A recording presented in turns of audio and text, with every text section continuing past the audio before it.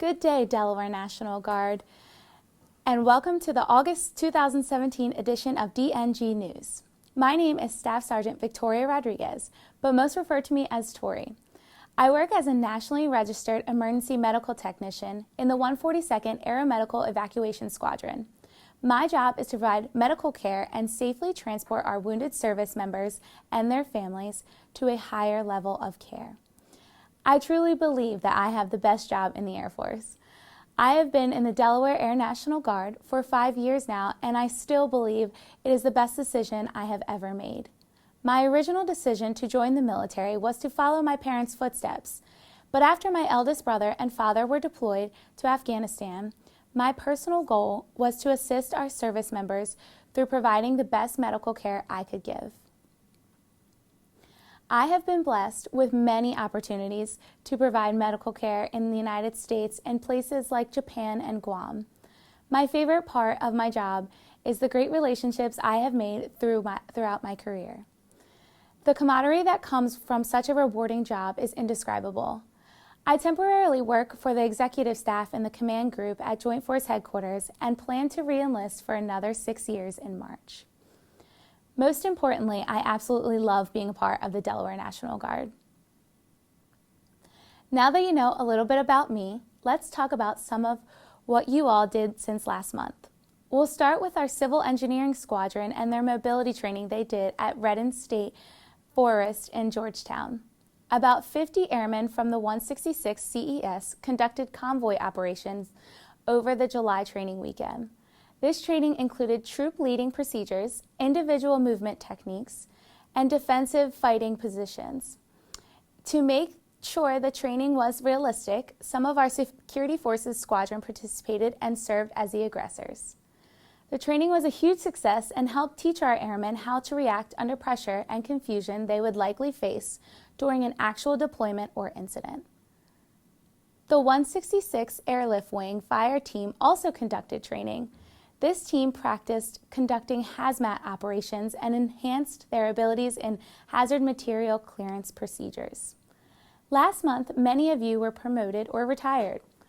While I wish we could show you every promotion, we wanted to send congratulations to Staff Sergeant Charles Ford, Chief Warrant Officer 3 David Nide, and Colonel James Benson, Commander of the 261st Signal Brigade from the Army Guard. On the air side, congratulations to Tech Sergeant Casey Settler, Senior Master Sergeant Joseph Nizer, and Chief Master Sergeant Robbie Hunt. Also wanted to take the time to recognize First Sergeant Armoire Rice on his retirement from the Delaware National Guard. First Sergeant Rice served in our Signal community and retires after 42 years of service. Thanks for your service, congratulations, and best wishes in retirement. July in Delaware means it's time for the State Fair in Harrington. As usual, the Delaware National Guard participated in many of the week's activities. Our recruiting teams were on site all week and talked to many fairgoers. On Military Appreciation Day, we led the evening parade, and Assistant Adjutant General Colonel Dave Fleming was a part of pre-concert activities, getting the chance to talk on stage to thank Delawareans for their support of the military. And the Delaware National Guard was well represented at the Governor's Day dinner. It was a great week to have some fun, visit with old friends, and make some new friends. Thanks to all who helped make this year's fair such a success. Last month, our Adjutant General issued an Instagram challenge and asked for 100 posts on Instagram using the hashtag Delaware National Guard.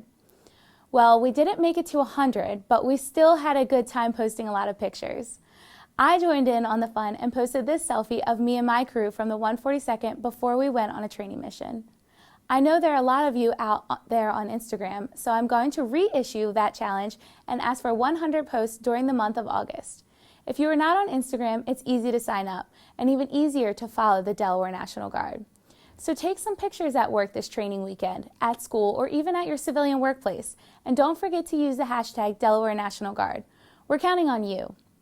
Using social media is one way to tell a little bit about what we do in National Guard.